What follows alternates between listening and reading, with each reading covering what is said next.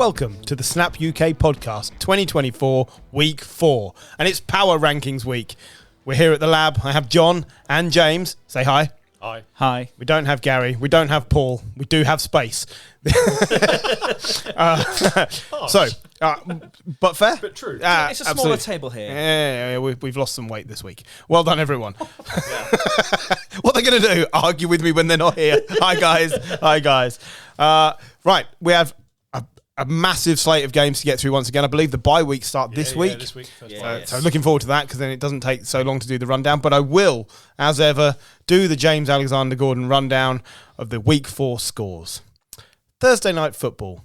Cowboys 20, Giants 15, Saints 24, Falcons 28, Bengals, who win, 34, Panthers 24, Rams 18, Bears 24, Vikings 31, Packers, a remarkable recovery but only 29, Jags 20, Texans 24, Steelers 24, Joe Flacco's Colts 27, Broncos 10, Jets an incredibly disappointing but laughable 9, Eagles 16, Bucks 33, Commanders 42, Cardinals 14, Patriots and as to be expected 13, 49ers 30, Chiefs 17, Chargers 10, Browns 16, the no-star Raiders 20, Bills 10, Ravens 35, and on Monday Night Football's doubleheader, Titans 31, the Tuna Fish 12, and Seahawks 29, Lions 42. Gentlemen, that is a massive slate of games. Who wants to pick one to start me off? I'll go then. Yep. I want to start at the end. Seahawks 29, Lions 42. What a game. What a game. Do you know what was most disappointing about this game? Is you can't earn a perfect passer rating if you've thrown less than 20 passes. How bullshit is that? Jared Goff, 18 of 18, plus receiving the only pass that was thrown to him, and you can't earn a perfect passer rating without throwing 20 passes. Well, it's a stupid rule. Bullshit metric. What a stupid rule, but Bet if Mahomes did it, they'd change the rule. what an absolutely lights-out game from a player that we continue to underestimate, in my opinion. I think he's really good. Really, really good. Better than we probably thought, and better than we've probably not given him credit for over the last 6, 7 years. 7 years, yeah. League. Remember, he has taken a team to the Super Bowl as well before and lost a difficult game. 13-3. Yep. As well, you look at that. You look at the Rams since, like Cooper Kupp, like Puka Nacua, like last year alone, like they look great. Yep. He took the offense they had was electric. It was Brandon Cooks and Robert Woods. Yeah. And Todd Gurley. And Todd Gurley. Todd Gurley was amazing. Yeah. Fastest player in the league, Brandon Cooks. 16th best receiver in the league, Robert Woods. Yes. Down. I thought he was 14th. Yeah, he's been had a couple of years since then, and Todd no knees Gurley. Todd knows Gurley. But like they were electric. But yeah, like he was a part of that. And we do, when they brought in Stafford, like everyone was like, oh, he's a bridge for the Lions. Well, some people believed he was a bridge for the Lions. No matter how much the money they were paying him, I never really believed that. But yeah, there's no need. Like he's been brilliant. I think he just needs to be somewhere where he's loved and appreciated. I don't think he ever really was by McVay, and given the fact that they got rid of him quite sharpish, Yeah. I think that stands to reason. And now he is somewhere where the coaches are behind him, the team's behind him, the fans are behind him. He's just excelling, and he just seems to be getting better and better and better. Like he was great last year, and this year again he started off 18 for 18, 292 yards, 2 touchdowns, and he caught a touchdown as well. Which, all right, you'd expect that from some quarterbacks. Not Jared Goff. He's not the most athletic of quarterbacks, is he? But just incredibly accurate. Yeah, I think the whole point of like this Campbell Lions is you can go out and you can have your bad days, your bad games, because they're fine with it, and they're not going to absolutely ruin you because you went out and you fucked up, and you know like the early days of Goff in Detroit were bad. But they've gone through that, and he is streaky. Most quarterbacks these days are, and I think it's just the perfect place for him. Yeah. Perfect coaching for that type. I don't think that sort of thing would fit most quarterbacks in the league. He's just got that thing. I think he feels the love from the fans. It's brilliant to see. We've had a running conversation on the podcast over the last few weeks about young quarterbacks, about the positions they find themselves in. And we've had a lot of quarterbacks move to different teams who previously were underperforming based on their potential, shall we say, and now are finding that potential. Is Jared Goff another reason why quarterbacks should be given more time? He's 29 now, which is not young, but in quarterback terms, it's certainly not. 10 more years? Yeah, 10 more years potentially at the top, especially given the type of game he plays. It's the same as the Geno Smith discussion. Yeah. If you give good players time to mature in the league, they will show you what they really are. But if you write them off, Darnold was the other one we got to. Yeah. Darnold was written off inside 2 seasons. He's still one of the younger players in the league. Yeah, but I think that's almost part of the course now. If you haven't proven yourself after 2 seasons, it's crazy. Justin Fields is another example. Yeah, and he's starting to do better. I know he's not at that level, but give it time. Week on week, you are starting to see more from him at the Steelers. It's like Paul always says: you get picked first, you're going to the worst coaching situation probably, or the worst weapons. Team, there's going to be problems, and we all saw Wentz eclipse Goff like nobody's business, and look at them now. Yeah. Which career would you rather have had? Absolutely. And I don't think anyone saw that coming. It's the same with many people. Okay, he's a backup at the moment, but you can't tell me Jameis Winston hasn't matured and become a better player. Yes, he's still going to throw ridiculously entertaining interceptions, but if you take today's Winston and compare it to Winston from 5 or 6 years ago, different player, completely different player. You'd much rather have him now over that version. Yeah. And that applies to a lot of these players. I think it's a lot of... it's a lesson for most sports. Some coaches want the quarterback to come in, play their style, and it doesn't work. And I think there are coaches like Campbell, like Tomlin, who even like O'Connell as a quarterback sort of guru, going to go out and they're going to raise the level of the quarterback and get them to play to that, rather than playing into a scheme which doesn't suit them because that's the scheme they play and that's what they want to do. I think it's just there are a few smart coaches out there. It's just unfortunately if you're getting draft picked early, you're probably not going to get one. If you are drafting a first or second round quarterback, you need to realistically know you've got your job for 3 or 4 years. Yeah. Because it's going to take you time to get out of them. That was the problem with the likes of Darnold and whoever else you want to pick. His coaches like Fields, I'm going to get kicked out here. I've got to try something else. And it's not good. It's bad for everybody. You've got to have the time to turn this player into who they can be. Not all of them turn into stars. Some players go backwards. Like, I would say Winston went one way, stud or otherwise. He went up the ladder, and Mariota started off much better and never really went anywhere. And fine, that's what happens. Some bounce for a little while. Daniel Jones has had bumps. Blake Bortles had bumps, but really they're probably not going anywhere. Doesn't matter who coaches them. And then you've got some who never even bump. Zach Wilson, I don't really think it matters who coaches him. He isn't very good. He's too immature. He's got no ability to grow, or he's shown, no ability to grow. He's now at the Broncos as their third string quarterback, and you've heard nothing about him. So it's not like he's even pushing. Here's some interesting, I find it interesting because Gary's not here to tell me off, stats about Jared Goff. Because I was looking up some stats, as I do, because I'm sad. The 17-game average stats for Jared Goff were all his seasons, 17 games, which obviously they're not. 27 touchdowns to 12 interceptions in the average 17-game season, with a quarterback rating of 93.6 and a completion percentage of 64.9. Tom Brady completion percentage 64.3. Slightly higher on the touchdowns, 33.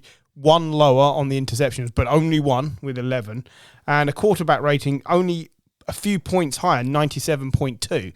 Like, Goff is actually over a 17-game sample of average games in the upper echelon of quarterbacks. No, but in the upper, he's not one of these middle-tier quarterbacks anymore. He is a top-tier quarterback. Sometimes we look only at fantasy production. That's something everybody's guilty of these days. And he's not always flashy on there because he doesn't run. Yep. No, and as well at the moment, this Detroit offense are going to run the ball. Yeah, absolutely. And he isn't going to have all the touchdown passes that. Yeah. But yeah, you can't judge players by fantasy. It's an absolute crime. I absolutely agree. And we talk a lot about stats and about box scores. You have to watch how they're playing. We've spoken a lot about Trevor Lawrence over the last couple of weeks. His stats are terrible at the moment. There's no denying that. Previously, he's actually looked decent. This year, he doesn't look good. He's overthrowing players. He's not seeing open players. Yeah. He's trying to force the ball into windows that he shouldn't be doing. He's not playing well. You don't see any of those things on a stat box. No. But he wasn't doing that previously. He seems to be trying too hard now. Jared Goff, he's never going to have great stats in this Detroit team because they've got Jamal Gibbs and they've got David Montgomery. And the way that Campbell is using both of those in different circumstances, giving them both touches, they're both getting yards, they're both getting touchdowns. He doesn't have to do all that much, which is fine. He wants to.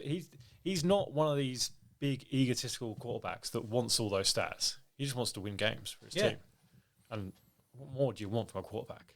Yeah, it's the fact that they've recovered so well from the other week's defeat as well. It's been brilliant. Anything you want to touch on the Seahawks? We sort of pushed them to one side in this conversation. Kenneth Walker on my fantasy bench, and that was a mistake. But say 55% of other people who had him rostered, so I wasn't in low company there. Yeah, Shabani had done most of the work so far this season, but he's been out injured, so he was questionable going into this game. So I did not leave David Montgomery on my bench, so I was happy. I have both Gibbs and Montgomery in one team, and it's working out very nicely. I'm sure it is. I got to a point admittedly, I am in quite a few leagues, but I think I had 4 games on going down to Monday night, and I was playing in all those. I was playing Gibbs and Montgomery. People had double stacked to the Detroit, and I mean, luckily, most of them I won because I'm fucking great at fantasy. But how are you at real life? Oh, rubbish. Yeah. I understand. Right, John, do you want to pick me a game? Could we pick the Bengals winning? I mean, About you time. can. Yeah, I mean, Not turn one up, of man. Not one of the best games, but God, it's just good to see the Bengals fucking turn up for the season.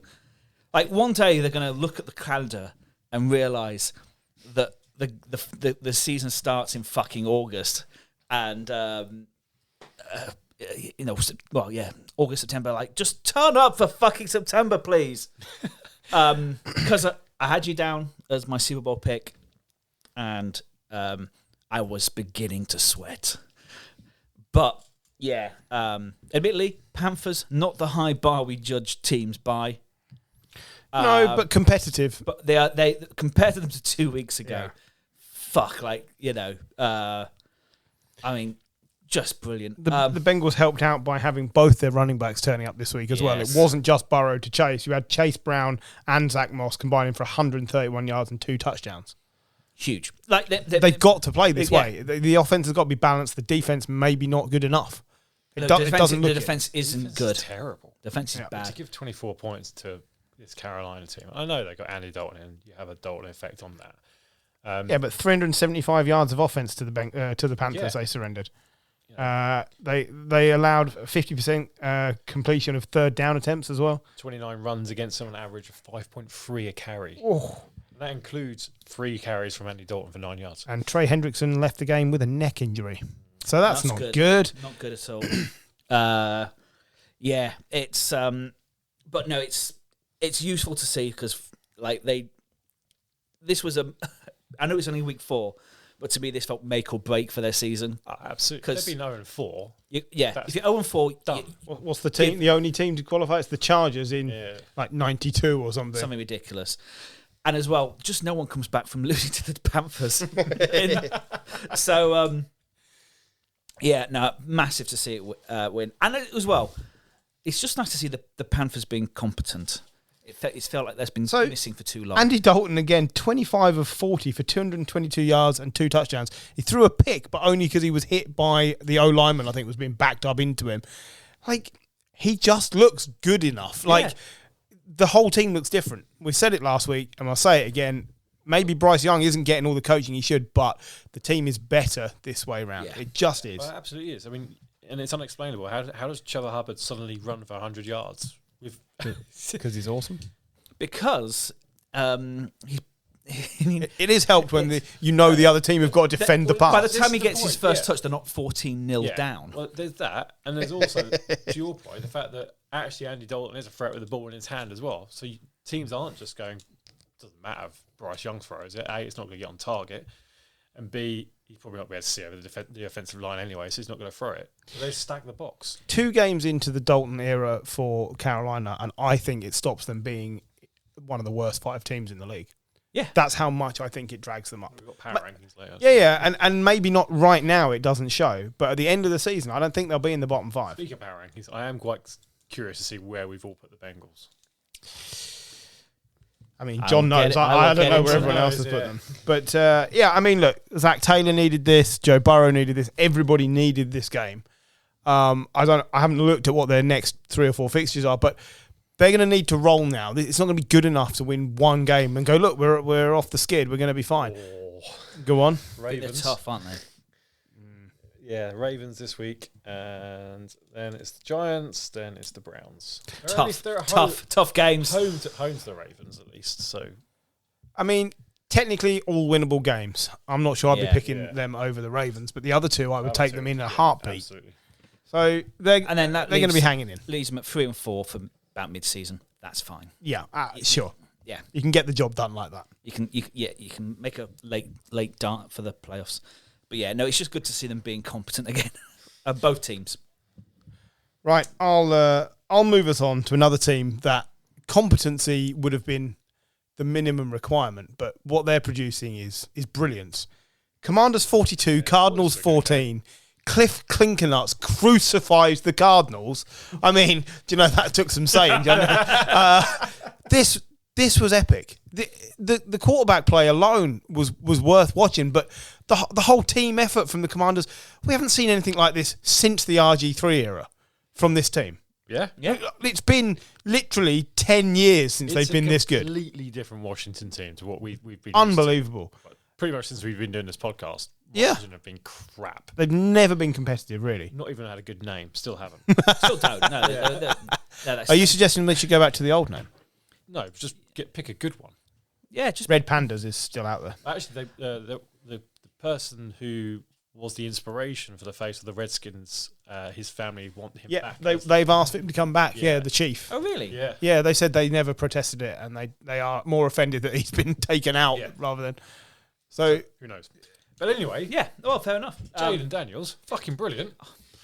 Isn't he the 82% completion rate? He's the best rookie through 4 weeks. Yeah. 26 off 30, 1 touchdown, 1 pick, but then he's just playing so well. 8 carries for 47 yards and another touchdown on the ground as well. And yes, all right, he's got McLaurin, who is a good receiver, but apart from that, their receiving course isn't anything to write home about. Like Olamide Zacchaeus, whatever his name is, Noah Brown. Olamide Zacchaeus. Yeah. Good name. Zach Ertz, who's getting on for 64 now. And then Luke McCaffrey. The lesser-known McCaffrey. The unknown McCaffrey. Yeah, these are all standard NFL players, but it's not like he's thrown to Cooper Kupp and Puka Nacua. Like, these are standard. Right now, that would be a bad idea. Bad example. So best. Mike Evans and Chris Godwin. Chris Godwin. Yeah, Daniels is completing 82.1% of his passes, which is the highest percentage by any player in any 4-game span since 1950. Yeah. But to say, because when you said rookie, I was like, I'm sure I saw Tom Brady on the list for best 4 weeks. By the way, did you see we're just going back to the Goff completing 18 of 18. The last non-perfect passer rating eligible game where the passer completed all of his passes was in 1940 when the Giants quarterback was 1 of 1. That's the last time anyone didn't throw the ball. Exactly. He probably did it accidentally. Yeah. I'd say that's Mohamed Sanu style quarterback rating, who I fucking love. But yeah, 26 of 30 for 233 yards at the weekend, though. Honestly, he's throwing players open already. Yeah. That's incredible. That takes some players 2 years. What would the Titans give for their quarterback to be able to throw someone open rather than just chuck it and duck? It's true. That's what he does. The ongoing living meme. I love him. It has to be said, Cliff Clinkernuts had absolutely cooked up a plan here. He knew exactly how to take this team apart. Because after basically the first possession where Marvin Harrison Jr. scored again, nothing. Yeah. Not really. They were completely played off the park. And you just got the feeling he knew how to pick them apart, and it's working. Worryingly, it makes you think someone will consider him for a head coaching role again. Don't do it. No. Stay as a coordinator. You're really good. Yeah. Don't go McDaniels on us. No, please don't go McDaniels. Don't return to the fray. But we can say, he's got that knowledge of the card or whatever. But of course he doesn't, because it's 2 years out of date. Yeah. He's done it 4 games in a row now. He's picked perfect games for Daniels, starting him slowly until someone, Cameron Britt, started mouthing off that he doesn't throw it long, so then threw long on Britt, and absolutely killed him. Yeah, and this was brilliant. He seems to be getting better every week, and it's great. I'm furious. I could have picked him in fucking fantasy for my dynasty team, but I picked Caleb Williams because I've got Jaden Daniels in my other league. Fucking idiot. Fucking idiot. Kyler Murray, though, 4 passes of more than 10 air yards attempted on the day. He's going into his shell again, and you can't do that. That's not what this team is built to do. Also, the Washington defense, it's been good. Yeah. Again, not a lot of stars. Dan Quinn is a good defensive coach. We've seen that in Dallas, and he's getting a lot out of those players. And you mentioned earlier the Cardinals. All right, their drive chart: touchdown, punt, loss on downs, punt, touchdown, fumble, end of game. Yeah. So on their 6 non-garbage time drives, other than the opening drive, the Cardinals had just 5 first downs in the whole game. I reckon the 3 of us could get a couple. You know what I mean? I'm gonna put that. Say no. Yeah, I'm gonna say no. But it was poor. It was bad. Stagnant is the word. But yeah, I mean, I'll tell you how bad this was. I just turned off and I went to bed because it was. I had this game on because I've got quite a few Cardinals players and Washington players in my fantasy team, so I thought, this is the one for me. This is how I'm going to know. It's a random collection of players. Well, yeah. Kyler, Connor, Terry. And I'm just... It was so fucking obvious that one team was so far ahead. I just went to bed.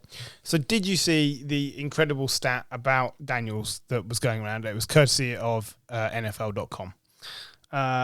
So in the third quarter, Daniels threw his first incompletion on a pass of under 15 air yards since the fourth quarter of week 2, meaning he had completed 35 straight passes of 15 or more air yards, which is over the course of 100 minutes and 5 seconds of game clock total.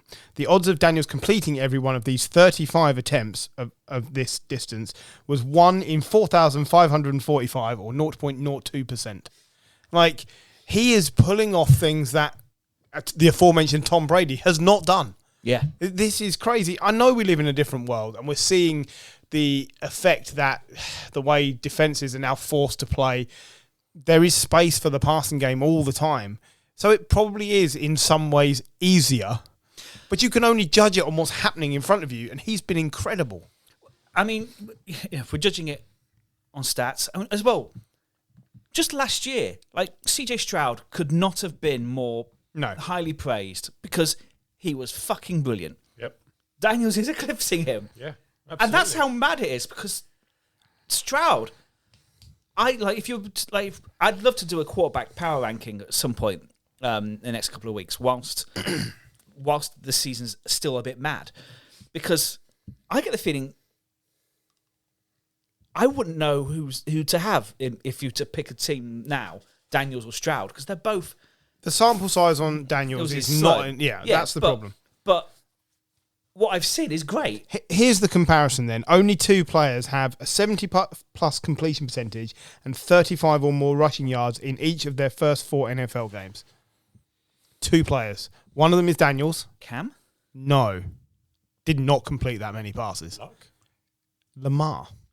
Ah. That's it. They are the 2. Like, that's players as well. Exactly. Yeah. You can see it, can't you? Yeah. But no, Cam, not that good through the air, not really. Well, what you have to remember, one of my favourite Cam Newton stats is he had his first 2 games, he had over 400 yards. They were the only 2 games he ever got over 400 yards.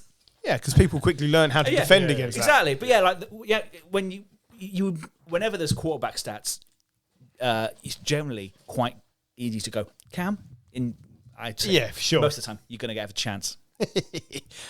Jim, do you want to take us to another game? Right. That was a really entertaining game. So let's do the complete opposite. Not the Broncos-Jets game. And go for a defensive masterclass on both sides of the ball. The Broncos-Jets. Fuck me. Yeah, great, wasn't it? Was it defensive masterclass or was it just fucking raining? It was a terrible game. Aaron Rodgers apologised afterwards for being rubbish. He is banged up, by the way. He is hurt. 12 for 25 for 60 yards. At one point, he'd completed 7 passes. For minus 7 yards. First time since 1954 anyone got to half-time with that many completions and negative yards. I like Bo Nix. I still think Bo Nix is going to be good. But they are so conservative. So conservative with him. Blame it on Bo Nix. He's away from home in a stadium he's never played in before. Inclement weather. Chucking it down with rain. And let's face it, the New York Jets defense is good.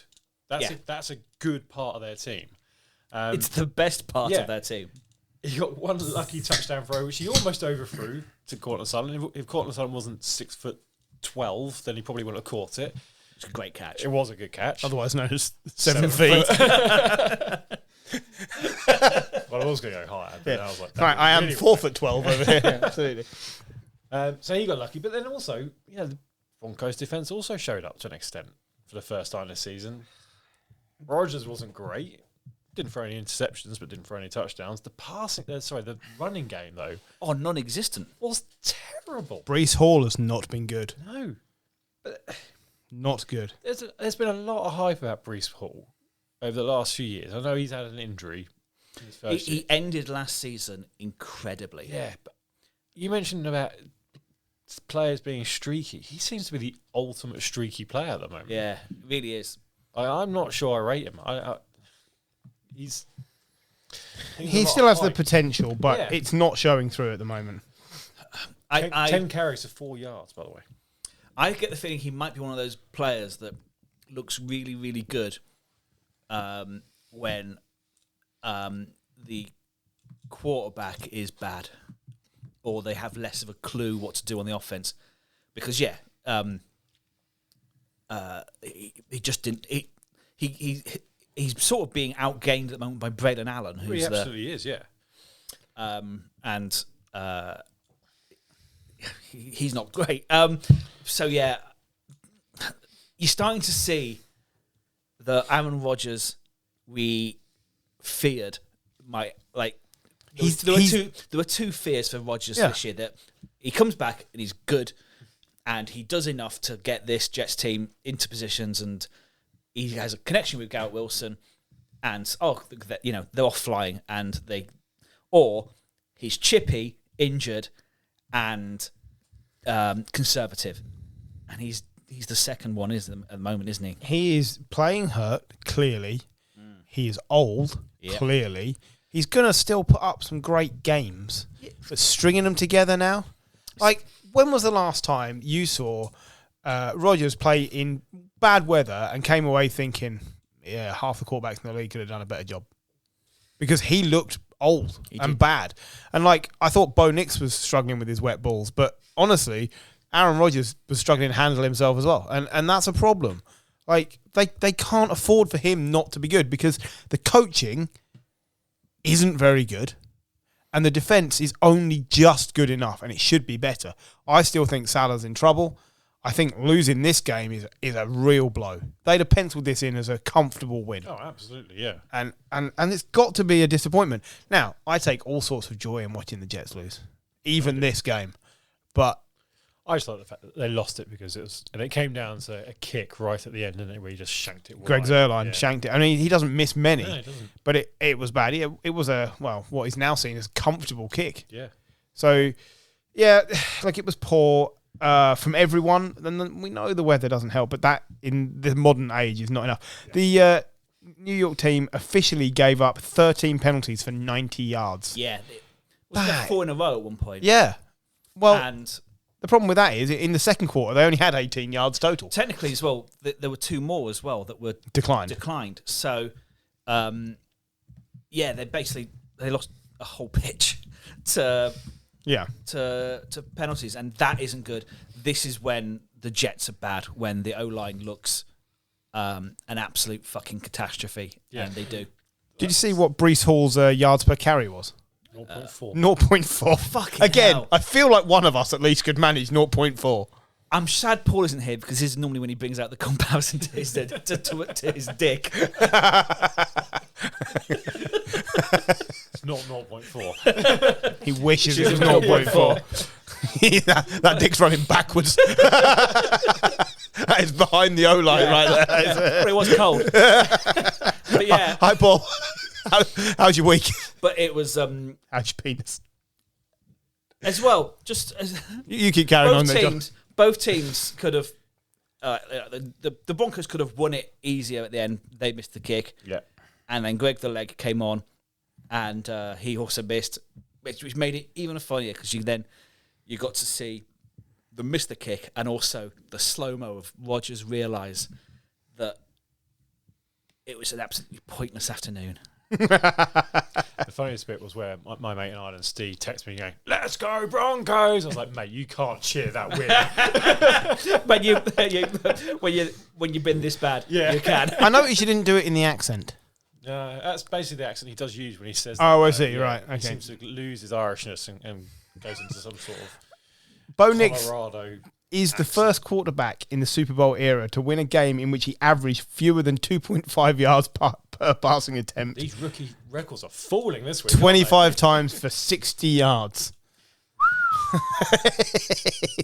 That's epically terrible. Love it. Right. But a win's a win. Yeah. John? Shall we go to the Bucks? Ooh, yeah. Bucks back in form, but Good Baker. good Baker, but bad Eagles, and particularly the Vic Fangio defense is not particularly good, is it? It's not. And they've got the players. They've got some really good players in that defense. And it's not doing what Washington's is doing with not good players. Yeah, no, they are playing within themselves. Yeah. And I think this is a bigger problem because they didn't play well last year with bad coordinators. Sirianni probably kept his job because he's like, I'm going to bring in new coordinators. Especially on offense, he hasn't been great. The defense really hasn't been good. Yeah, passive. Passive is a good word. Nick Polite. Sirianni is It's a polite word. Nick Sirianni has got a very hot bottom, I think. Yes. Nice of you to say. Never compliments me like that. Oh, well, you know, Good reason. it's because you asked his shit, mate. Absolutely. Proper saggy little arseholes. Yeah, no, it's just not working, is it? It's not. It should be. Because remember when the Eagles, a good while back, signed pretty much just every superstar under the sun. And they were distinctly average. Yeah. That's where I feel they are at the moment. They've got a lot of star players on that roster. It's a brilliantly built roster on paper. And then you put it on grass and it's terrible. Not terrible, but just average. Like, Barkley didn't have a great game. The receivers aren't receiving. Well, Barkley had 118 total scrimmage yards. He was fine. He did everything asked of him, except he can't bust every run he does for a 59-yard touchdown. Yeah. Why not? Have you got him in fantasy? Yes. That'd be why. Jalen Hurts, missing, yeah, Lane Johnson missing. Jalen Hurts is not playing well. What, 18 completions in this game or something? Yeah, 18 from 30 for 158 yards. Like, he is going backwards. He's regressing. And that's the problem. But it didn't help. No Devonta Smith, no AJ Brown. True. Like, you take away anybody's top two weapons, they're going to struggle. Now, on the other hand, Baker is dealing 8 different receivers he hit, plus Bucky Irving suddenly turned up out of nowhere and was playing. Baker had one on the ground for a touchdown as well. Everything went right for the Bucs. Nothing really went. The Eagles were 24-0 down. The only thing that went right for them was they blocked an extra point, didn't they, and ran it back for 2 points. Yeah. And that's about it. Like, they had nothing good working for them, and it kind of feels like this might be one of those seasons where they're probably not as bad individually as their record shows, but the coach and the staff are just not getting the best out of the potential. That's what it looks like to me. I agree. Sirianni's in trouble. I agree. Also, you also questioned the leadership within the team. They lost a lot of big leaders last year. Yeah. Yeah. Kelsey, yeah. Fletcher Cox. That's your leader. Basically, your leader on offense is gone, and your leader on the defense is gone. And I don't think they properly replaced those. I don't think the team looked to Jalen Hurts as that leader like other teams do with their quarterback. Well, you know, we mentioned this before the show, like because Andrews, your centre, is gone injured, Gone for the season. Woo! Kelsey for the Eagles. He used to call The defensive. the offensive Protection. Yes, sorry, the protections. Yeah. And Hurts is like, what, a 4-year quarterback on, well, basically $55 million a year. And this is the first year he's having to call his own protections.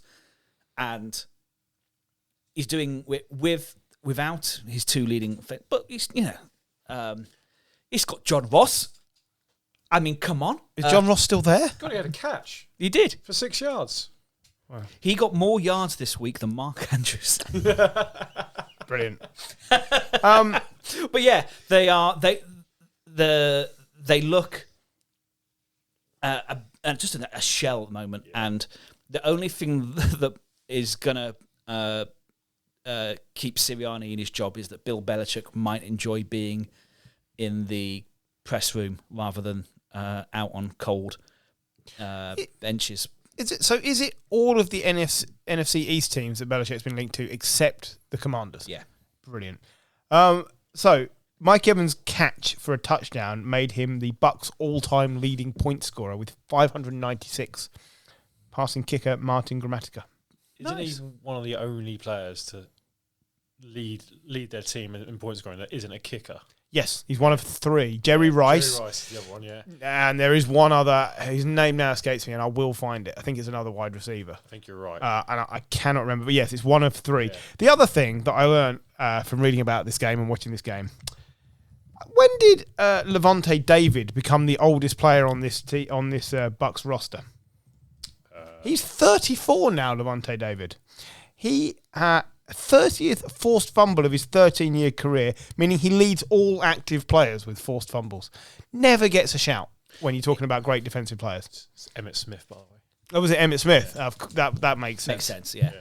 No, But yeah, like I was reading that about Levante David, and I just thought he never really gets a mention, and man, does he deserve it. He's a solid player. I think he's one of those players. I think he's better than solid. So do I.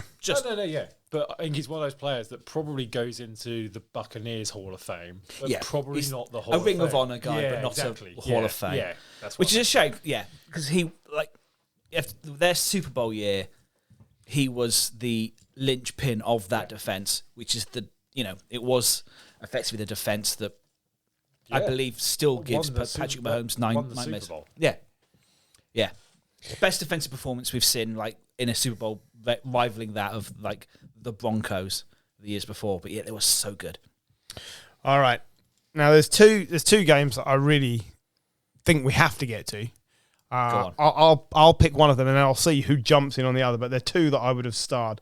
I'm going to take Bills 10, Ravens 35, and basically Jackson and Henry tearing the Bills apart and making everyone just put the brakes slightly on the Bills' conquest of the AFC here. No. You don't think? The Bills looked awful. The Bills look bad, but you know, how many times has a team won every single game in the regular season? Twice. There are going to your teams aren't meant to go 17-0 or 16-0 as it is. You're going to lose a couple of games, and the Bills being away to the Ravens are a good team. I think if you reverse that and send the Ravens to the Bills will probably beat the Ravens. Not by this scoreline. I don't know. A 25-point loss to a team that was scratching for a win the week before. I'm not worried because this is what the Bills do. Yeah. Bills sometimes go out, have stupid games. Yeah. Like, remember they lost, was it 30 to 0 to Jags? Yes. They got held to 0 by the Jags once. Yeah. Like, this is just the Bills cycle. Yeah. They build hope, and then they go and do something stupid, and then you go, do you know what? Maybe they're not very good. And then 3 weeks later, you're like, maybe Josh Allen could be MVP. So that's exactly it. I'm not worried about this. I'm not worried about the Bills, but I am if for the Ravens, I think you fucked that. You know, this is the team we sort of expected. 199 yards on 24 24 carries.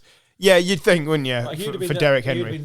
He shares the record, doesn't he, for most games with 200 yards. He would have been the out-and-out leader if they gave him another yard. He ran for more yards by himself than any of Buffalo's previous 3 opponents had managed as a team in total. Yeah. That is mad. He's one of 7 people. He's the only person to have 7 games of 199 yards or more. Let's give him that. I like the fact that even when he fumbled on the goal line in the fourth quarter, Patrick Ricard fell on the ball for a touchdown. And you're like, this guy could do no wrong. This is incredible.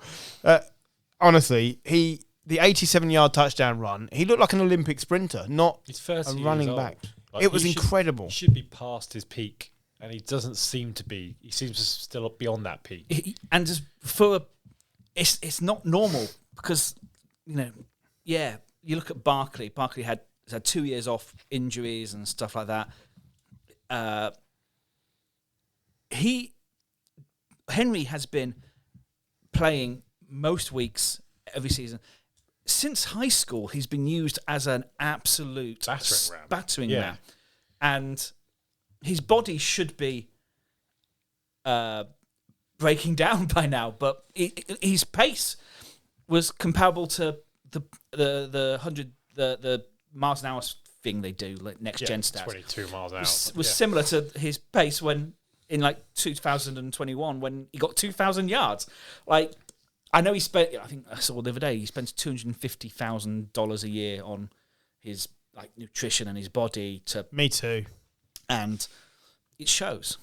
It's why you've got such a saggy ass. Yeah, absolutely. 250 grand a year on McDonald's. That's what this will get you. Whoa. But yeah, he 4 toilets in my house.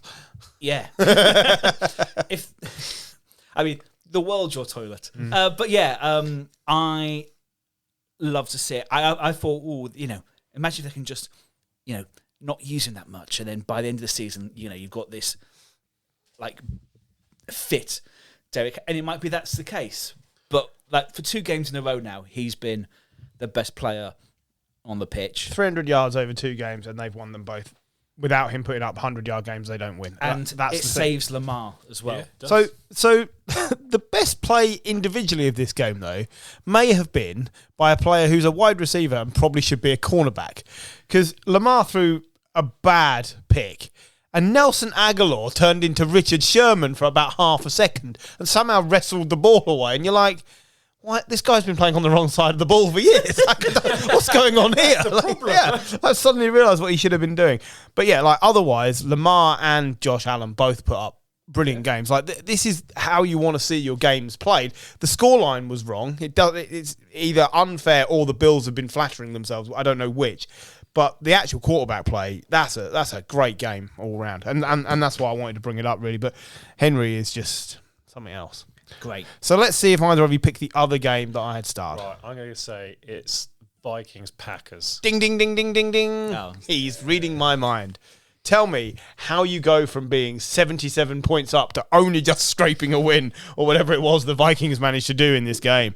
Like, 28 points. they were hammering the Packers. I know, and LaFleur was losing his shit on the sidelines.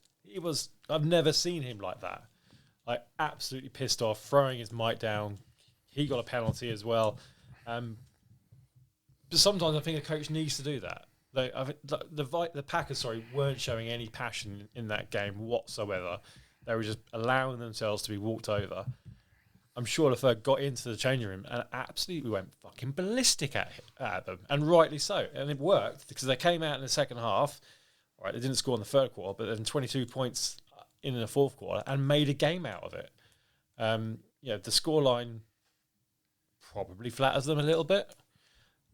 But hey, if they would have overturned that would have been a heck of a result. Yeah, I mean, so on the first 5 drives, Darnold threw 3 touchdowns and averaged 8 yards per play. In total, Aaron Jones had 139 yards from scrimmage against his old team. This was a revenge game. There it is. Touchdown, but honestly, the two of them were practically flawless. And yet, in the second half, Jordan Love, all right, turned up. Yeah, he turned up now. He threw 3 interceptions in this game, but he was throwing everything to try and catch up. But 4 touchdowns. He's never thrown 4 touchdowns either. Like, the second half performance was like a different team. Like, from nowhere. Cliche to say game of 2 halves, isn't it? Yeah. I didn't know if it was rust, from his injury. Maybe that's too simplistic. But just don't forget, the Vikings, it's a good defense. It's a great defense. So, I don't know, maybe I think the Vikings, you wouldn't blame them if they had started to relax, thinking, well, this game's made. And Jordan Love is too talented to do that. You can't give him a chance because he is, we've gone about, the receiving course some teams have. He's got an injured Christian Watson, Wicks, Reed. Like, who the fuck are these guys? Like, they're great, but he's turning them into a valid receiving core, fantasy options as well. If that's you can judge people. I don't know who's the best out of them. Christian Watson's he's got the biggest plays. But that's because he's the fastest player. Yeah. Is he now not injured though? He's injured. I think he's out for a couple of weeks at least. Wicks, I think, seems to be getting the most touchdowns. Jalen Reed looks great. I don't know who. Yeah, they're dividing it up very well, which is what you expect from LaFleur. Yeah, I don't think there is a number one. No. I think they're all good players. I want to say I mentioned previously the Commanders have a lot of receivers who are pretty standard. I'd say they're all above that level. Probably. I mean, I look at them, they're all young, good wide receivers, and that just presents a lot of options. Throw in Josh Jacobs as a running threat who can also catch the ball. Somebody told me once you can't have more than one number 2 receiver, but I disagree. This is a team of number 2 receivers. Completely agree. Here's the thing. Sam Darnold is the first quarterback to win and have 2 or more passing touchdowns in each of his first career starts for a team in the entire Super Bowl era. That's nuts. Like, think of all the great players that have played in the NFL since 1960, and he's the first. Yeah. And what? Yeah. And it's not just the players who join new teams. We're not just talking rookies. We're talking anybody. Yeah. Ever. It's great. Fucking great. Tom Brady didn't do this when he went to the Bucks. No. Peyton at the Broncos did not do this. And they put up crazy, crazy numbers. 55 touchdowns he had that season. Yeah. So, are we saying that Darnold is the new Peyton as well as no, as well as done something before? As Darnold is the new Darnold, as well as Jaden Daniels being the new Brady. We're having. We're saying that Darnold is the new Peyton Manning. So yeah, I'm happy with that. Okay, we should speed through a few of the less exciting games. Right. So Jags. 20. Packers, Texans 24 even. Yeah, I mean, so Jack's still an 0-4. 0-4. Let's open the pedophiles very quickly. He's got to go. Yeah, it's time. But I will say this as well. If he's not going soon, as in this week or next week, play Mac Jones, man. Trevor Lawrence is cooked. He's done at the moment. I'm not saying as a player. I'm saying right now for this team, Trevor Lawrence is mentally checked out. He's done. Yeah, I think you're right. Give Mac Jones a chance, man. Like, he can't be worse. He just can't be. Trevor Lawrence is overthrowing or underthrowing virtually every ball. The receivers are having to adjust to everything he throws. Completely agree. I'll also say there was some really bad play calling in this game as well. Like, Sure. Because they're all second guessing themselves to try and win. They were trying to win the game. I think it was 2nd and 4. If you're up and you're 2nd and 4 in the fourth quarter, run the ball. Run the fucking ball. And they go for a pass option. Yeah. And when you've got Trevor Lawrence not playing to his full potential, why are you doing that? Why are you putting that pressure on him? It's bad coaching. There's quite a few.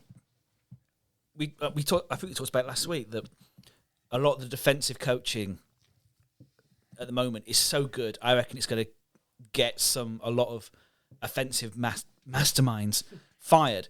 Because you go back to the Jets, it was so predictable. Because the Jets, what they're going to do is run, pass, run. They do it every fucking time, and I'm a fucking idiot, and I noticed this.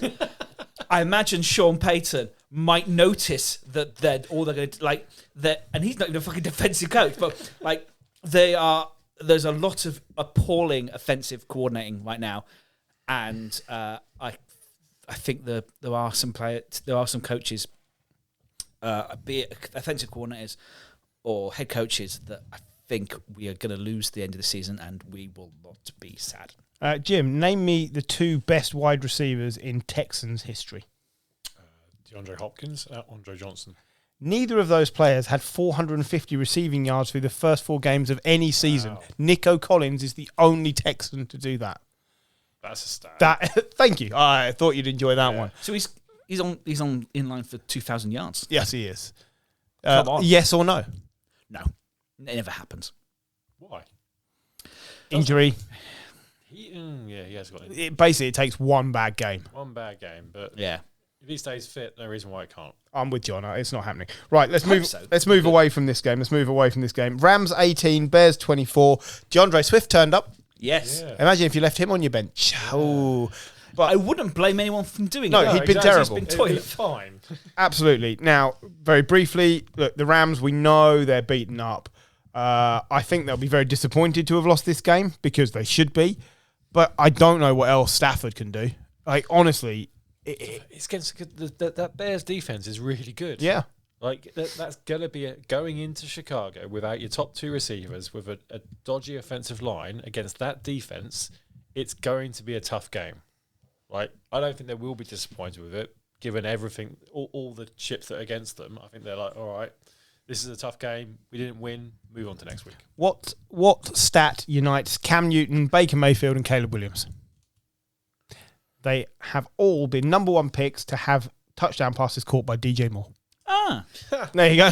So there you go, little thing. But I've got nothing for the Rams. I think their season might be done already.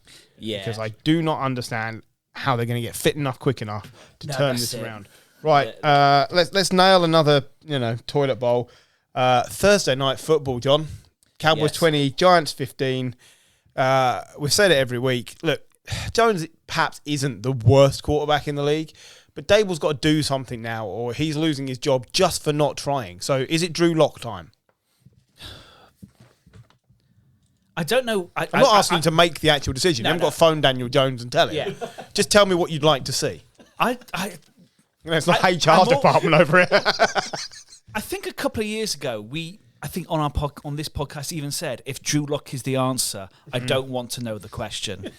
And I get the feeling it might be the case. I think we should have won if we had slightly more competent quarterback play, we win this game because so many of the passes were underthrown.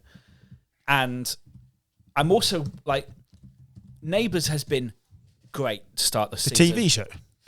Yeah. Didn't know you still watched. No, mate, it's class. It's better than watching football. Should do it. Especially Giants football. But Malik Neighbours has been. For rookie, we are so overusing him, and he got a concussion. I think it is. How long is he going to be out for? He's got to go through the protocol, so he might be out this week. I don't know how long. I think he seems to be all right from what's been said. So hopefully he'll be back the week after, maybe. It helps if he's had a long week, I guess, as well. But yeah, I do. I would prefer, maybe not even Drew Lock. I prefer Tommy DeVito right now to Behave. Daniel Jones. Behave. Yeah, Really? An extra from the Rocky movies. yeah, Come on now. yeah. I like what you want from a quarterback is, Anyone but Daniel Jones? well, if they're not going to put the team on their back, and you just don't want them to lose you the game. And he lost us the game, even without the picks and the stupidness that we saw against the Vikings. He's finding different ways to lose us the game. That's very impressive. And as well, the line is getting in line in pass protection is fine. Daniel Jones is getting more time than he's had the last few years. In run protection, it's still bad. And Singletary isn't as good as Saquon Barkley. Not much of it.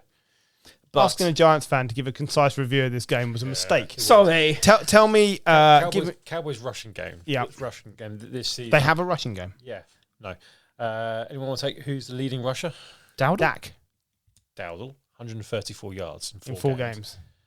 They have had 2 rushes over 10 yards. One is by Dowdle. The other one is for 12 yards is by Dak? CD Lamb. Oh, yeah, he did, yeah. Like this, I mean, this is a terrible rusher. Couldn't afford a good rusher. Well, they apparently. could have afforded a subpar rusher. Both these teams should almost consider this a loss. Yes. I know the Cowboys won, I think but it's to fair. know that if to look on the other side of the thing, if they played DeVito, this team might have beaten us. That is bad. Yeah, Cowboys. The Cowboys are appalling. bad, Yeah, they're not good. Go on, move. I'm going to move it on. I'll take another one of the shit games. Patriots 13, Oh, I like this one. 49ers 30. Yeah, of course you like it. But this, I text you at 7 seconds into the game to say this could be 30 or 40-0 or something similar to that. And you agreed because we were terrible. And I said it in week 2 when we lost to the Seahawks. Unless Brissett and the offense plays a perfect game, we cannot compete. He threw a bad interception. The O-line is not holding up in any stretch. And the defense hasn't proven to be as good as everyone thought it could be. This was every bit deserved. Fred Warner was amazing. Is he quietly making a case for Defensive Player of the Year? At the moment, it's not even quietly. He's been one of the best defensive players of the year. Get overlooked. Sure. He is absolutely tearing But it this I year. will say, I just don't think anybody can take much from playing the Patriots at the moment. Fair. No, that's I think that pretty much sums up. This was a get-right game again that the Niners need. You need easy games to win while you're getting back to fitness. This was perfect. Move on. That's pretty much it, right? absolutely. All right, so let's go to New Orleans for... Well, actually, no, let's go to Atlanta for the Falcons beating the New Orleans Saints. 26-24, last-minute field goal from... The Korean missile. Oh, Younghoe Koo. Helping my fantasy team again. Great. Nailing the ball. Oh, what a player. I mean, the fact that there are no offensive touchdowns for the Falcons. Awesome. And they still managed to get a win. John Ross got more yards than Carl Pitts this week. Yeah, Carl Pitts. What do you do about a problem? Do we just call Carl it? Pitts had been okay to start the season, but this week 0-0-0. Okay. Yeah. It happens. It happens. It does, but But you need Mark to- Andrews alert. Mark Yeah. Andrews alert. But at least Mark Andrews has been good. yeah, that's Carl Pitts has just been distinctly average throughout his whole career and overhyped. Like if we're saying, and look, we labelled Trevor Lawrence generational talent, and we've been slating him for the whole season. Carl Pitts was also a generational talent, Yeah. and he is very far from Rob Gronkowski. Who? Gronkowski. The Rob on Pitts, of course, is that he's not had decent quarterback play.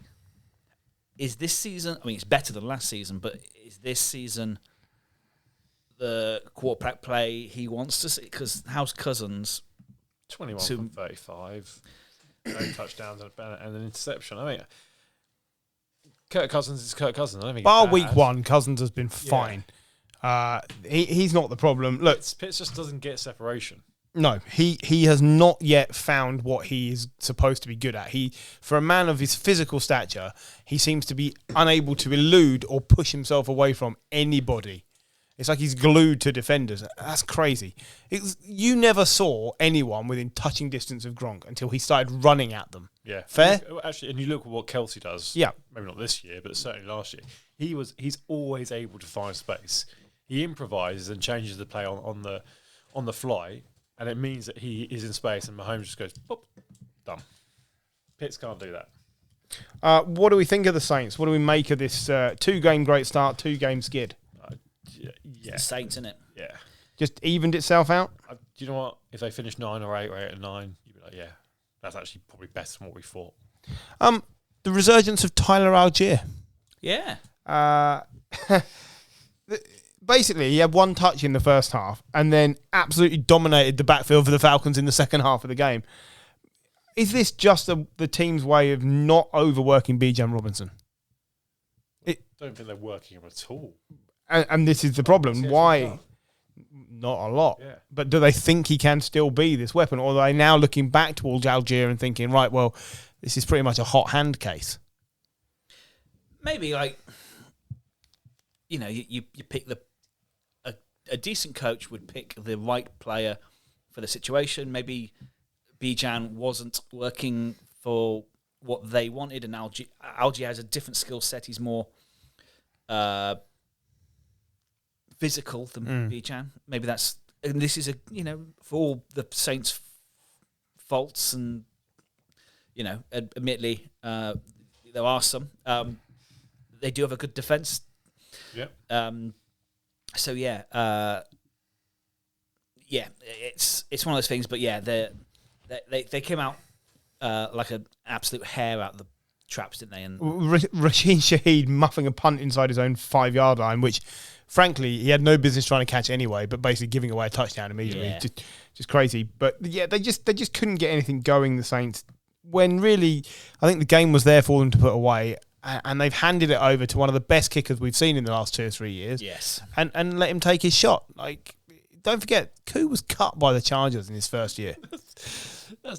Anthony Lynn cut him. Yeah, I'm laughing because For- the Chargers cutting a kicker who turns out to be good is just an ongoing story. Never The forget Chargers. that they did that, Yeah. because then they went through 7 kickers in Yeah. 2 years or something. It was crazy. This was only the second victory in Falcons history where they scored 0 offensive touchdowns and 2 or more defensive or special teams touchdowns. Want to have a guess when the last time that was? Just pick a year. You won't get it. 2001. Nearly. 1999. When I say nearly, I meant 1977. That's how long ago it was. Nowhere. No, not at all. But I thought I'd just wind John into going Fuck 1 year. it, And it worked a treat. But yeah, I mean, look, I think this is exactly what both of these teams are. They'll be probably very closely matched at the end of the season. But not in any way challenging the NFC. Is the Chiefs just the Chiefs left? No, we've got quite a few games left. Do you want to nail the Chiefs game while you've mentioned it? Well, should we nail the Chiefs game like Mahomes nails the Rashee Rice's knee? Oh, imagine wiping out your best and only good receiver. Yeah. I mean, he really did bend his leg the wrong way. Yeah, Not we're not great. seeing him again this year, are we? No, he's going to lead us nicely to the next game we're going to cover, because it may well be the Chiefs trade for Devontae Adams. Yes. Imagine that. Oh, yes. So we'll get to the Raiders in a minute. But yeah, look, I think the Chargers will be disappointed not to win this. Yeah. I don't think the Chiefs have looked that good. No. I don't look. They're getting lucky. They're getting great assistance from the refs. Like, it's happening every week that they're getting away with pass interference and holding and all sorts. Defense is playing incredibly well. They're winning games they don't deserve to. That, for me, is the mark of a championship team. And what do we think of the Chargers? Because so far, the Harbour effect not happening. Herbert just looks injured. He's injured. Nothing. That's what it Yeah, is. but then why play him? Why risk that player? You're not going anywhere. Because Who's their backup? Easton Easy Stick. Stick. No, you ain't- Tyler Heineke. Well, even then, no. I'd play Heineke rather than risk Herbert getting hurt for more. Surely. I would be fine and happy if I was a Chargers fan at the moment. They Yeah. got some injuries. Really? They got some injuries on the offensive line as well. I would have expected the Chiefs to score a lot more than they did, and they didn't. They got to Mahomes a few times. They scored points. They were in the lead for a good while. They're playing hardball football. This is what they're going to have to get used to. I think eventually they'll get more out of Herbert, but at the moment, I think they haven't really got the weapons for him. This is a 2-3 year project. No run game, 24 rushes for 55 yards for the Chargers. Yeah, like I said, offensive line it's been a bit beat up. I'd be fine. Yeah. I wouldn't worry. Who did we see come back to the NFL this week? Joe Flacco. Kareem Hunt. Kareem Hunt. Joe Flacco as well. He did not rush I thought you were anywhere moving for the on. Chiefs. No, not yet. But very, very quickly. Yeah, Kareem Hunt. And he basically was instrumental on the last drive to run out the clock and get everything done. So, I mean, ignore what the man's done before if you can. But good to see a good player back. Yeah. And you'll always get options to do that. I think he's better than Edwards-Helaire anyway. Yeah. So Edwards-Helaire isn't playing anyway, is he? no, but he's eligible to return next week. I don't see it. I don't think it He's will got work. PTSD, hasn't he? It's not like an injury. He's got PTSD. Mahomes is 13-12 in games where the Chiefs have trailed by 10 or more points. The only quarterback with a winning record in such situations since 1950. Brady was 36-61 in games when his team trailed by 10 points. So Mahomes is phenomenal. Yeah. I mean, what is still a relatively young-ish career, he has made a career out of being behind and leading teams to win. They used to His first Super Bowl, yeah. where that was literally each game of the playoffs, he was down. Yeah. 2 scores down. Yeah. But I think the first couple of games, and then even in the Super Bowl. Super Bowl, he was down 10 points. Down to 10 the points. 49ers, yeah. So we mentioned Devontae Adams. He has formally put in a trade request, it would appear, Yes. to the Raiders hierarchy. And no one should be surprised. I'm surprised it's taken this long. Wow. Yeah, I'm surprised it actually got to the start of the season. He's still there. He didn't play this week. Neither did Max Crosby. That is the two biggest stars off the Vegas team. And they still beat the Browns, Yeah. who basically are just beating themselves. They just poor. look They poor. are terrible. So fair play to the Raiders, but I've got nothing else for you because the Browns should have whooped your ass. Absolutely. Can I just say, the start of the season, people were telling me the Browns defense is bad. I keep saying it. They've got some star players, but the defense as a whole is bad. The whole team's not playing well. Yeah, it's sorry. That's me. I think the whole organisation needs a kick up the arse, and unfortunately, while what they'll do is they'll replace Stefanski when it's not. That's not the issue. Yep. The Browns had a holding call overturn an 82-yard touchdown pass from Watson to Amari Cooper. Like, they are so undisciplined. So Browns, yeah. They're the most undisciplined team so far this season, and that absolutely sums up their season. Cooper himself, by the way, like, he's dropped some catches. He's The really interception this week was on Cooper. It It was. was in his chest, and he. And like Adams, he's another player that probably just needs to move on because he's still a really good player. It's last year in Cleveland. I don't see him getting a new deal there. Yeah, like this was Watson's best game, but the Browns as a whole is just broken. Yeah. It's best game when he throws 176 yards. Yeah, well, Yeah. what does that tell you? But at least there was a run game for the Raiders, 152 yards. Yeah, split across a couple of... Yeah, Zamir White, Alexander Mattison, like that's great. Just move on, he can't. There's nothing else to draw from Let's this game. judge it was when they play a good team. Yeah, that's it. It's mainly the news of Devontae Adams trying to get out. Good for him. Shocker. Right, a couple of games left. We will go for Joe Flacco's Colts 27, Steelers 24. Look what happens when you put an actual quarterback in. Yeah. Now, look, Anthony Richardson's entertaining. We love to watch him. It's early RG3. He's going to keep getting injured. And you've got last year's comeback player of the season who is just competent. He is the other Andy Dalton this season. And you know what? he doesn't take himself too seriously. He still has a cannon for an arm, and he has pocket presence, which Anthony Richardson does not have. Yeah. Yeah, absolutely. That sums up the Flacco experience. Yes, he's always going to be the non-exciting option because you want to see Anthony Richardson. But if they both play 8 games this season, which one of them do you think wins more games this season? Flacco. Flacco. all day. He's a quarterback. Absolutely. Yeah. Delighted to see it. 39 years old, 8 days younger than Anthony Richardson's mum. Older, sorry, than Anthony Richardson's mum. Like, that's impressive. I mean, on the other side, I think you're the Steelers. You're disappointed you've lost this game. Yeah. Because they were in command, and suddenly Joe Flacco comes back, and a 39-year-old backup quarterback is beating you. With a not team great. that I don't think the Colts are that great, even with No. Richardson. I don't really rate them. I think 2-2. I think they're pretty lucky to be at 2-2. Yeah. So yeah, I think if you're the Steelers, you're pretty pissed off with that performance. I think Tomlin will probably make that feeling known to them. Yeah, look, I actually thought this was probably Phil's best game, to be fair. It was, yeah. He seemed to be able to stay in the pocket when he needed to. The passing was good. He didn't really do anything wrong besides, did he not fumble at one point? I think he got crunched. But look, for me, Fields has cemented his place in the team. It is not a question right now. 100%, yeah. On the other side, we joke about Flacco, but Jonathan Taylor, he's growing back into this again. Yeah. Bloody time. Well, isn't it? But He is what do you questionable. 88 yards and 88 yards and a touchdown on 21 carries, but it was a constant that the Colts could lean on, so they didn't have to worry about can Flacco throw it 50 times. We'll just lean on Jonathan Taylor, and that is what he needs to be if this Colts team are to go anywhere. Right, last game. Tuna fish Yeah. against I the think Titans. that's unfair because I think don't tuna have some sort of bite? I think guppy or something would be Guppy.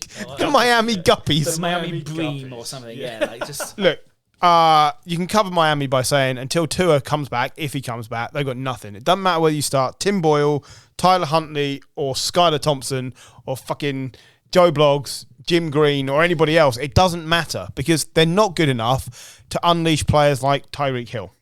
And if you can't do that, and then you've got Devin Achane is being bottled up because they know they can't do that, you're going nowhere. The Miami defense is okay. It's okay. But It's not okay It's- when you're conceding 31 points against the Titans. and that's because they're on the field all the time Yeah. because the offense can't stay on the field. You shouldn't be losing to the Titans. They're another team who, look, Will Levis went out of this game. Mason Rudolph game managed, which Will Levis cannot do. No, That- Will Levis is the living meme. As we Callahan's already come out and said, no controversy. I took him out because he may have been injured. He's fine. He'll be back next week. Levis was better this week, which is not hard. But Mason Rudolph looked more competent, which he should do. He's a 7-8 year veteran. Like, the Titans have got to win. They need to keep rolling with this. They could get stomped next week on the back of a Levis mishap again. What does that do to the players in the locker room? They can't keep rallying around a guy who isn't capable at quarterback. Surely. completely agree. They got the Colts next week. That is a winnable game for them. Should be a winnable game Should for be a them. winnable game for them. But currently in the shootout between Will Levis and Joe Flacco, which team are you taking? Well, Joe Flacco. Absolutely. hell yeah. Yeah, for Miami, the season is over for Miami if they don't beat the Colts this week. Beat the Pats this week. Oh god, yeah. And I think they will, but not as sure. yeah, like that's going to be a bad game. I'm not convinced. 13-10. Yeah, if In that. New England as well. Right? It's not. It's a bad game, Yeah. that. Oh, yeah. Toilet bowl. Oh, appalling. That is all the games covered. Well done, everyone. If you're still breathing and still with us, we get to come back in the second half and do our first power rankings of the year. Ooh. Well, following a quick conflab at half time there, I've been told we will be dropping the Hall of Good feature this week because we talked too much shit in the first half of the show, which also means we can have Gary and Paul here to nominate their O-line nominations and see who was indeed the accepted tight end from last week. So hopefully, I mean, you should do, but hopefully we'll have them back with us next week. Anyway, moving on. Who had the biggest balls this week? There's nothing actually stands out. Massive balls would stand out. Mason Rudolph DMing that girl on whilst he was in Miami. It's almost getting to a point now, like when Dan Quinn and all these like defensive head coaches are all going for it on fourth down. It's almost like... I'll tell you who had... I don't know the name because I don't remember the team. But there was an onside kick called. You now have to say, we're doing an onside kick, and we tell the other team you're going to do it. And still teams are doing it. Yeah. And you've got to have big balls to do that because it's a play now that you have about a 5% chance of recovery. I don't think you do because you're only going to do an onside kick if you're down... If you're desperate. If you're down and you're right in the fourth quarter, yeah. So you're going to have to try it, whatever. And even in that situation, probably the opposition team were expecting it anyway. Yeah. I think, wasn't it just the Packers terrible. did it? Because they were slowly catching them up. But They've killed the play. It was one of the most exciting plays in football. Yeah, absolutely. And they've killed it for no good reason. I mean, the most famous one, the Saints-Colts, where the Saints did it at Half time. Start the second half, yeah. Brilliant. It's legendary. I mean, that's big balls. Yeah. Yeah, that's do you true. remember when the Jags started their season by doing one and it was fucking appalling? That's Jaguars. That's Jags. I can't think of a biggest balls. Are we going to have our first week where we don't nominate one? Yeah, I think. No one stands out with big balls this week. I would suggest Vita Vea has the biggest balls in the NFL. I mean, are you talking literally? Yeah. Yeah. Okay, Can we have a hottest? Whilst there's no Calais Campbell's in the league. Oh, yeah, maybe. Yeah. whilst there's no big balls, can we talk about hottest seat? Yeah, go on. Because there's a couple of guys. Sirianni. Is it Sirianni or is it Pedersen? McCarthy. My money would be on Pedersen.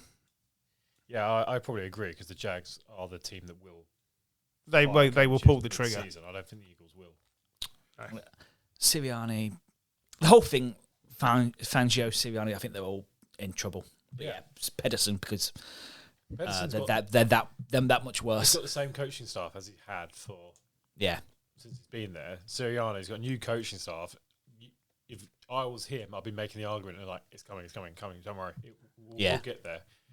And they'll give him some time. They'll get to the end of the season and they'll probably get into the playoffs, probably get knocked out in the first round, and it'll be like, right, sorry, you had your chance. Cheerio.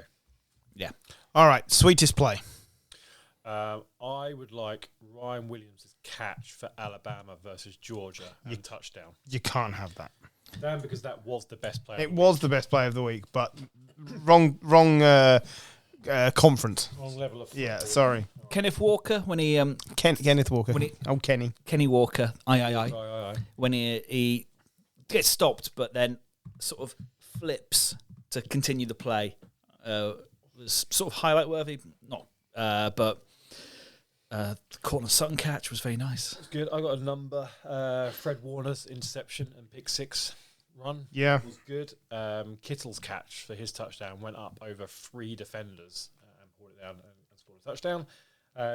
Henry's run. Henry's run was my first nomination. Diggs' run. Stefan Diggs had a touchdown run, which he was about to pass it, changed his mind around for a touchdown, and then Goff's TD catch because everyone loves that. That's true. I would also like to throw in Josh Allen's running around, scramble, getting right over to the sideline, double pump fake, and then throw a 52-yard completion. Yeah. For me, that was epic. That was pretty good. Oh, I'm happy with that. I'm happy with that, yeah. Oh, okay, good. I don't often win that battle, so I'll take that. Right. Okay. It's the first official Snap UK podcast power rankings of 2024. John has compiled our different lists eventually that were submitted. Yeah. So he has the official ranking. So it's the first time in 2 years all 5 of us have sent in our responses. Showing you how dedicated we are to the cause. I mean, 2 of us aren't fucking here. I will point that out. Yeah. Lazy clowns. So there's a draw at the top. A draw at the top. So I don't like a draw. How can there be a draw? Because I've averaged the responses out. Do we want? Well, there's 5 of us. I know, but yes, they've got the same. They've got over the. That means somebody didn't nominate one of the 2 teams that I assumed it had to be. Yes. So somebody's a bellend. It's got to be Gary. No. So.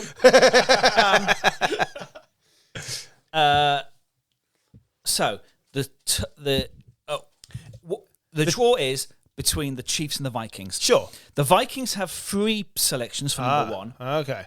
The Chiefs have 2, but someone, this guy, Jim Murphy here, selected the Vikings at 3. So do we take who has the most number ones or who's got the lowest thing to be the tiebreaker? I would have immediately taken the most number ones, but that's what I would have gone with. Done as well. That's what, but I don't want to. So we don't have a tie. So in that case, it's the Vikings. The Vikings are our number 1 team, despite the fact that Jim Murphy here put them as 3rd.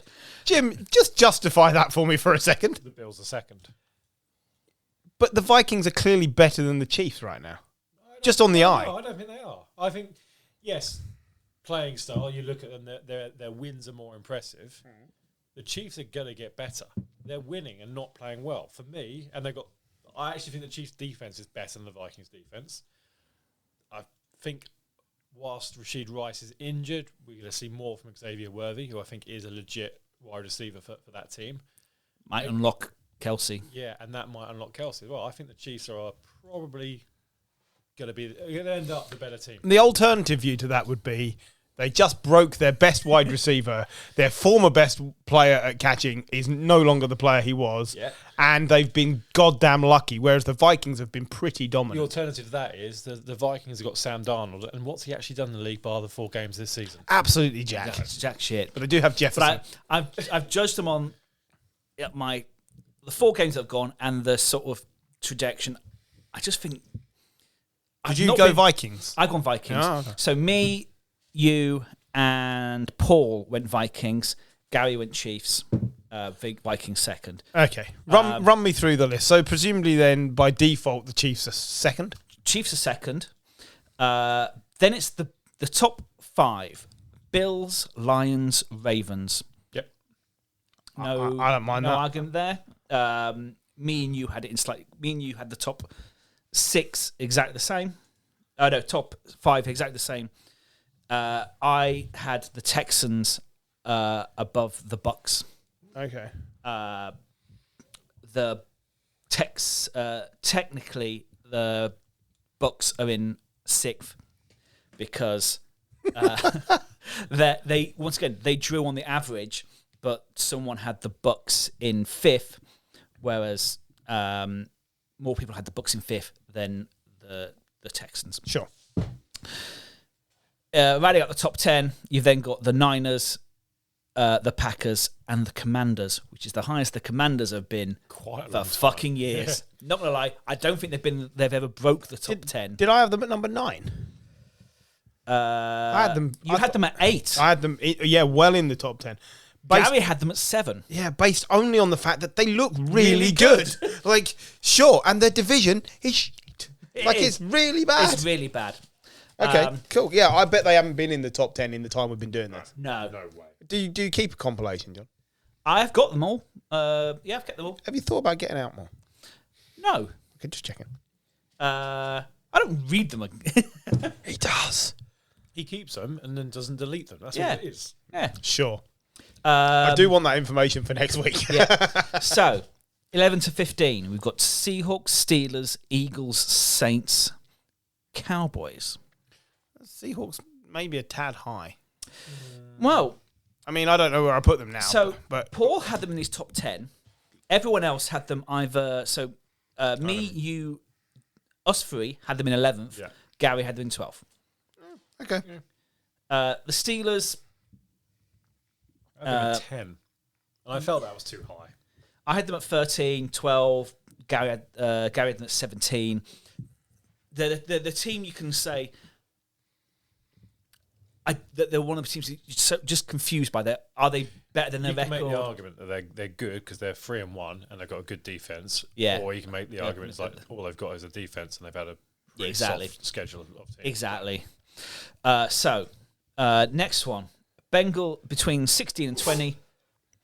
Bengals, Jets, Chargers, Falcons, Cardinals. Yeah, the Bengals was, again, that was a hard one to place. It's like, do you believe in the team or do you believe in the record? Exactly. And that is the hardest. There are 2 teams we found the hardest to place.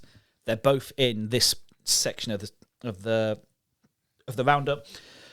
The Bengals range from 10th to 23rd. I had them low. I thought I had them 15th. I thought I had them You somewhere. had them 21. Paul had them 23. 15, 16. Gary has them in 10th. Do you believe in the players, or do you believe the record? I think that's the question. Cardinals, they range from 13th to 26th. 13th? Yeah. They have looked good for 3 of the 4 weeks, admittedly. I had them about 25th, 26th, something like that. I had them down. You had them 25th. Paul has them in 26th. Gary has them 13th. I always take the Kyler factor, which is really good, but he doesn't get it done. Yeah. Me and Jim both have them 19th. 20th to 25, then it's the Colts, the Rams, the Bears, Broncos, then the Raiders. We've had some difficulty with the Rams, so they've gone from 14th to 24th, like 12. Again, it's impossible to tell. The injuries are so. Are they bad or are they just injured? I think the Raiders seem high there. Raiders, yes. So, admittedly, I did mine before the Devontae Adams news came out. I think if I was to do mine again, I would drop them. He's still a Raider at the moment. Yeah. Like, that's all you can say. So, 26 to 32 now. Well, surely work from the bottom up, John. It's your favourite. No, I'm gonna. Let's see if we can start picking the team. So, think about teams that I might not have mentioned. I'm sure you've been paying attention. Dolphins.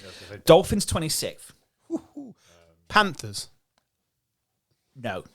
Giants. Browns. Okay, Browns. Oh, surely the Giants are going to be bottom 3 or 4. Sure. Giants 28th. Jags will be last. Yeah. Jags are last. Patriots. So, Jags from the bottom up. Now. From the bottom up, yeah, because I knew he couldn't help himself. Yeah, he's got to come Panthers. So Patriots, Jags, Patriots, surely Titans. Jags, Panthers. Jags, Titans, Panthers, Pats, and then the Giants. I think that's harsh on the Panthers, man. Like, they would beat 3 or 4 of those teams. You just love Andy Dalton. It's the same reason you marked the Cardinals low, because you don't like... Yeah, but what players have the biggest bearing on a team? True. It's true. But, yeah. Where were your Giants, sorry? 28th. Yeah, seems fair. Yeah, They range... once I had them 30th. I think they're really bad. The Pats sort of... The Pats would be 31st, but Gary had them about 20th, so... 20th? It's Did he forget to put them in and just shuffled them into the pack somewhere? Possibly. Because we suck. He might have gone by the first week when you look really good and forgot about... And then just Stop watching the NFL, yeah, absolutely. But yeah... I wish I'd done that. That would have been brilliant. But yeah, the only person who didn't have the Jags last was Paul. He had the Pats last. Yeah, that's fair. I mean, and the he's Jags, wrong. Jags 31st. Jags are worst. The Jags are the worst, unfortunately. Comfortably. But do you know what? It must be all right for Jags fans. They must just go, yeah, It's fine. that's us. Yeah. Yeah, but do you remember that one season where we weren't? That was uncomfortable. Remember Saxonville? Saxonville. We had to go and watch the playoffs. Don't like that. Yeah, we had to pay attention in January. Yeah. Fuck that. So yeah, we'll see how that develops. We'll do it. Yeah, another 4 weeks from now. I've got 4 power rankings in for the year, so we'll see how that works out. But yeah, I'd like to do it. Who do you think out of that is likely to be the biggest climber and the biggest dropper? Climber, I think Bengals. Yeah, sure. I think they'll come good, and I think they'll end up in the top 10. Climbers could be the Dolphins if they get players back. Could be the Colts, who are in the early 20s. If they get playoff bound, they could go up by 10 positions. It's rare that teams go up by 10. I feel like this season it could happen. Yeah. In terms of biggest droppers, Raiders. Like, where did they finish? I had them low. 25th. So they could go further down. Yeah, they could drop because a lot of people, me and you, have kept them up. They could be 30th. They could drop by 5. I could imagine the Steelers. Where did the Bears finish? Bears are 23rd. See, that will drop. I do not think they are the 23rd best team in the NFL. Cardinals, I can imagine dropping. Jets. I know we're very high on them at the not Saints. let's not rule out the Commanders dropping as well. Yeah. Like, it is a rookie quarterback. If he gets injured, it's done. He's done. Yeah. Which, that's not out of the realms of possibility. Of course not. And There might be injuries elsewhere as well, which I think will take away from the team. But yeah, As Jim said before we started this probably is one of the most open power rankings we've had to start the season. It's so hard this year to tell.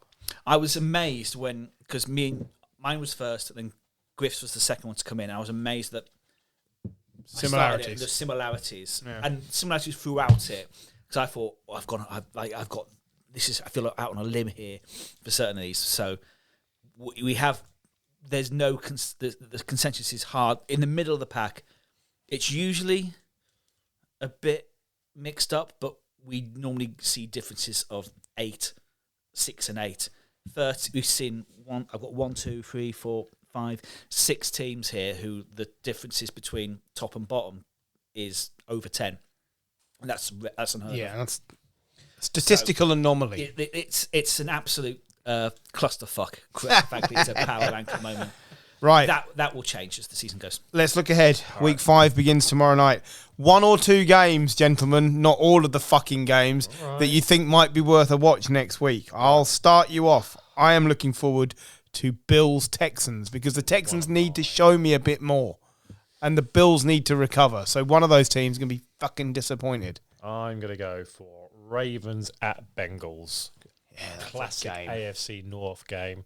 I think both teams need a win for quite different reasons. Ravens to carry on that role. Bengals just to prove that they are the team that we all think they are or thought they were. They're the 2 best games. Like we've really stitched John up. Yeah, we have. Absolutely. Yeah. Especially if you tell him you want to look forward to Cowboys-Steelers on Sunday Night Football because somebody there is coming out struggling and I think it could be the Cowboys.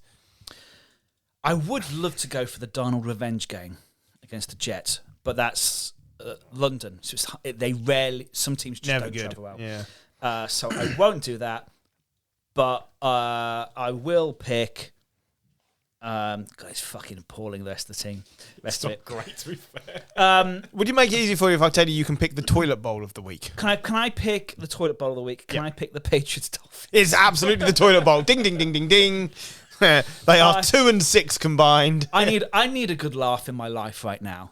So yeah, to watch those 2 teams try will be funny. And teams have got on bye this week for fancy players. Lions, that's a lot of players gone. Yeah. Titans, that's hardly any. Eagles and Chargers. The only other game this week where there are 6 defeats already on the board is Colts-Jacksonville, and 4 of those defeats belong to Jacksonville. So it's going really well. Right, that pretty much brings us to the conclusion of this week's podcast, gentlemen. So thank you very much. And if you're listening, thank you for still listening all the way to the end, where we haven't even talked about politics because these 2 might kill me.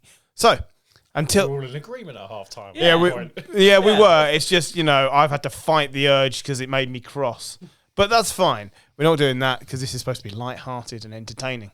Right. Well, Keir Starmer's paid back $6,000 of gifts that he's got, so we're all good. Can I just say, the NFL have voted 31-1 in favour of allowing private equity into the league. Who was the one? Hang on, no. Let me try and guess. Packers. No. Jerry Jones. Nope. Mike Brown from Bengals. So all the other owners have voted for private equity coming into the league, and quite frankly, that is ringing alarm bells to me because as soon as that comes in, decisions are based on money anyway. That's going to make it even worse if private equity is involved because you're going to end up like what we've got with the Champions League, where decisions are made on money rather than sporting integrity and thing. And I think that's going to be appalling. And I just thought we'd get in there early whilst it's still fresh, but I don't want to see that. I love a light-hearted ending to the show. It definitely. Well, it's better than the World War III brewing in the Middle East. Don't want to discuss the Iran conflict. Let's not go. Okay, fine. Move away from that. Right, thank you. We'll be back next week.